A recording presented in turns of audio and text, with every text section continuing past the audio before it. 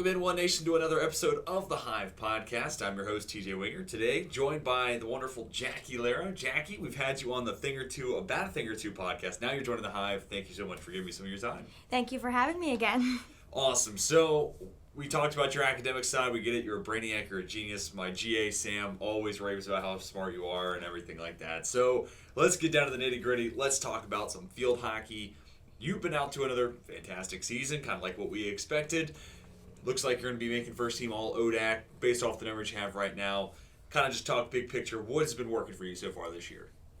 Well, it's definitely been a complete new season just from losing a lot of the girls in my class who I graduated with. But I think our teamwork, it's just been brand new, like playing with different people. So I think that's honestly been exciting to kind of have that change of like I've changed how I play a bit. And I think it's learning how to play with other people when you get so used to playing with the same like few girls. Now you like can enhance your game a bit. Yeah. So I think, and having Kayla as a new goalie, because I've had Laurel before, like I would play games with her at practice, like mentally and stuff. So having a new goalie has definitely helped me shooting wise, and then new players, just like my game tactics. Yeah. Well, I think it's interesting. First, I might have asked you in the other podcast, but what was kind of the decision behind coming back and playing as a grad student? Oh, there were so many things. Just a few. My two best friends were coming back. Is that Emily and Emma? Yes, it was. And then I don't know. I just got the GA position for the School of Business, and they would help pay for tuition. And I wanted to go to grad school eventually at some point. So I was like, why not? Like everything kind of just fell into place when we were given that fifth year. And I was very happy to end on a win for ODACs my senior year, but then I just felt a little incomplete not having ODAC or the NCAA championship, their tournament. So I just was like, why not? So if Emma was going to come back and play, definitely, we lived together downtown. So I was like, I don't want her to be by herself. Sure. I think it's an interesting mix when you look at y'all's roster. You have your fifth year, Emily's back, Emma Strauss is back, all grads. And then you have players like Brittany Clayball, who's a senior. And you have Kaylee True, who started every game. She's a senior. But then wrinkled in there, you have sophomore Aaron Boatwright, who's getting a ton of playing time. Madison Mark started every game as a freshman. I feel like y'all have a nice blend between like experience, veteran leadership, but also newcomers who are ready to take that mantle moving forward. Yeah, I agree. I know my freshman year, we always joked the starting lineup was freshman, senior, freshman, junior. And now it's kind of like grad student, seniors. And then we do have the freshmen and sophomore. So we're kind of like joking it's back where we started of bringing in like a bunch of great players that are younger. So then when they get older, like we're still going to be a powerhouse in a few years. But yeah, everybody has stepped up. And I think that's been really exciting. I know I joke with Coach Steele, like, obviously I love field hockey, but I know I came back because I thought we would win. Yeah. And I like to win, so I really have a lot of faith in us. Well, it's funny you say that, because that's the exact type of mentality I've gotten from Coach Steele. When I asked her before the year, I said, why are you doing this for 43 years? Why do you keep coming back? And she said, I like winning, and, I told these players I'd come back. And then the next day, she's thought about this for 24 hours at this point, comes back and says, I liked the feeling of being a winner when I played, and that's why I keep coaching, and that's the competitive spirit I'm after. So you kind of share that with her as well. But you look at some of the young players on the back line, Aaron Boatwright, as I mentioned, sophomore, Madison Mark, a freshman, and then Riley Cameron, I think, has had some big moments for y'all in that center back spot. Not an easy position to play by any stretch, but can you talk about some of what you've seen, especially from those young players growing up and maturing on the fly? Well, yeah, this is technically Riley Cameron's first year because she couldn't play last year. So I think especially all those girls, Madison is a first year, like coming into the competitive ODAC gameplay with, we had like a partial preseason, but that's like very difficult to do. Yeah. So I'm just like very proud, like mentally and physically, that those girls like at the defense really, we lost our defense and they kind of came in and stepped up and they were like, this is my position, I'm going to play well, and they've earned it and they've kept it, and I think that just says a lot about them. And on a similar note, you have Kayla Brady, who before the year it's supposed to be Alex Boatwright, the senior between the posts, a lot of experience there. That sounds great. Then Alex Boatwright breaks her foot. You have a sophomore thrusted into a starting spot. And I mentioned it in one of our last broadcasts in September, Kayla was pretty good. Goal against average just under 2, save percentage around 75%, solid marks there. Then you get into October, goal against average is below 1, save percentage about 85%. Have you kind of seen that same growth from seeing her every day at practice? 100%. She still always tells me, like, oh, that was such a good shot. I'm like, well, you had 10 great saves to my few good shots. Sure. But yeah, I just noticed there have been a few games where she 100% has kept us in a very low scoring margin, or she has made incredible saves. So whether she knows it or not, she's 100% like a very key. I mean, goalies always are, but she's really doing the best she can, and it's showing. It helps, though. There have been a couple of games where, say we talk about the EMU game in Bridgewater. Y'all played that on a Wednesday and Saturday and didn't give up a single shot in those games. So Kayla Brady's also gone weeks at times without facing a shot. I think that's something else y'all do really well, and we saw it this past weekend with Randolph-Macon.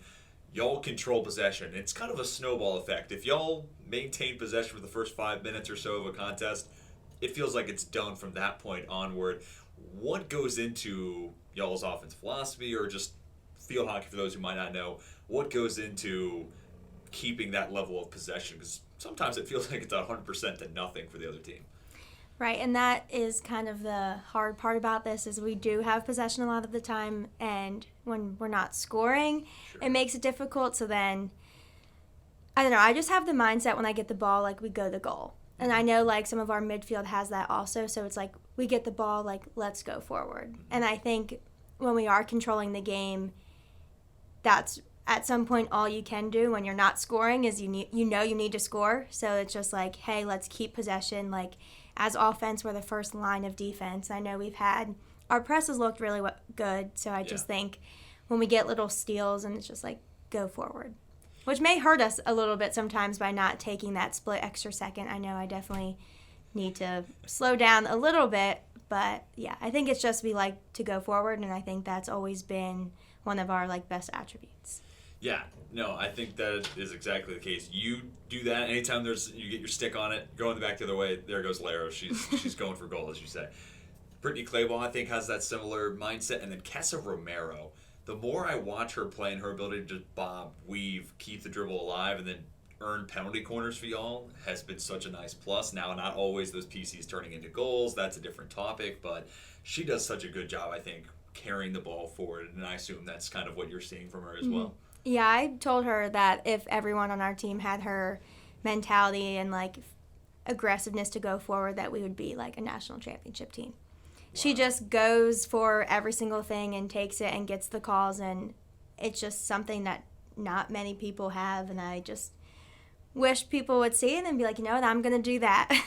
But yeah, even Brittany has been great in the last few games of like getting it and just having confidence to go forward and have great passes. Like, I think those two have really worked really well together, and it definitely shows. Yeah, and then the last player we'll talk about, then we'll talk about the season overall, but Emily Giannis wasn't starting the first 4 or 5 games, but then been a regular starter after that. She gets the game winner against Randolph-Macon. I think she's just been a nice little addition into that scoring mix. It goes with you, pairs well with Emily going for the redirects. I think she's just been a nice addition and gels well with y'all as well. I agree. Emily has really great tips in the back. She even scored our ODAC championship goals last year off of tips. But she's also been very important on our corners. She's like our L1 hitter, which is like a straight shot to her down low.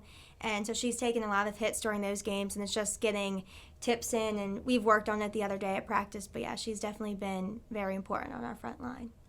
Now going on the macro side of it, y'all have been playing really good field hockey. I know that kind of hit a bump in the road last week. You lose to Washington Lee 3-2. All 5 goals come in that first half.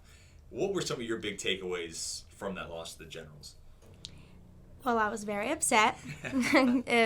We started that like ODAC win streak my sophomore year after we lost to WNL our freshman year in a torrential downpour with a flooded field and a very bad call to end the game. So, like, for me, I think it meant more to me to lose to WNL at WNL than, like, a lot more people. And they were just better than us. And that, I think, in the end of the day, like, we are a better team. They just outplayed us. But, like, I know for 100%, like, we can beat them. Mm-hmm. So it's just now, like, coming off of that loss, like, we didn't have a great game against Randolph-Macon. We still played well, but, again, just couldn't score. So I think those 2 games were, like, a good, hey, let's take a step back, see what we can do better, and just readjust so we can get back on the win column. Yeah, and it's not necessarily the perfect terminology, but lack for a better term, a wake-up call of sorts where it's like, okay, well, let's regroup and let's look at it. Well, coming after, 32-game ODAC win streak, that in itself is just insane that it went that long. That ends against WNL. Bounce back, get the win against Randolph-Macon, and I know it was only 1-0. Right. There's still some frustration afterwards of saying that could have been a little bit more lopsided, but hey, a win on homecoming. Can you talk about because obviously I never got to do this, but playing in front of a crowd like that and that type of event, what does that do for you as a player? Yeah, it's really cool. The past few years, we always have alumni come back, and we have our alumni game in the morning, and then they stay, and sometimes they come in the locker room before the game and, we'll just dance and, hype us up a bit. So it's just really cool to play in front of parents, which is normal, but then we also have a lot of our friends just because we did just graduate. Mm-hmm. For me, there was just a bunch of our graduating friends, and then, again, just having random people, who would never come to a field hockey game, who are just at homecoming at the tailgate, or just even students who are just walking by campus. It's definitely a different atmosphere to have that cheering section for you rather than just, a few parents here and there. Because sometimes not everybody can come to games. So. Sure. And that's where I come in. That's right. Why I'm important sometimes. But, yeah, well, and even that just environment, I kind of just fell in love with field hockey after being tossed into the mix. So I'm sure they did the same thing this past week of people saying, oh, what's this mixture of hockey and soccer? Right. Hopefully at least one person walked away like, wow, that was really cool.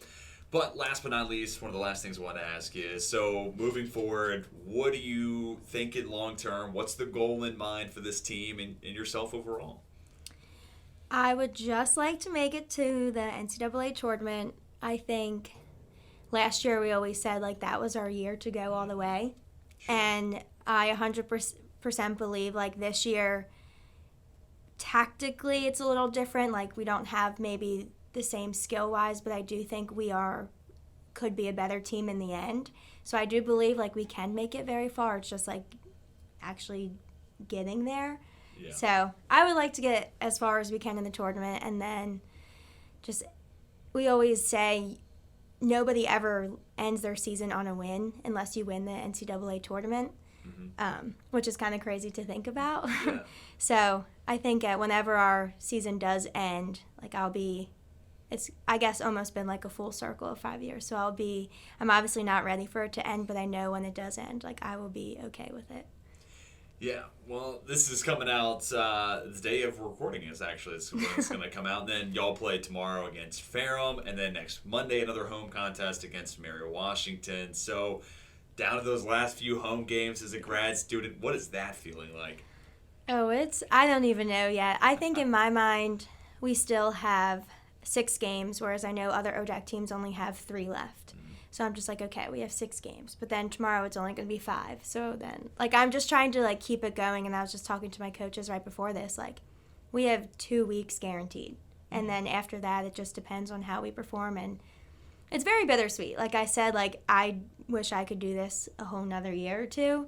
But at the same time, I know I have other things to do with my life. But yes, it's just very, honestly, been different. But also I'm super happy to have taken my 5th year and met all the freshmen and even bonded more at our sophomores and juniors. So I'm very happy, and I'm glad that I hope we can keep going.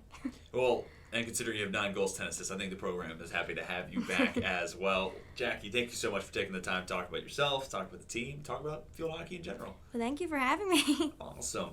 That's going to do it for this episode of the Hive Podcast. Thank you all for tuning in. Be sure to come back next week for a new episode. Till then, my name is TJ Wingert. We are signing off.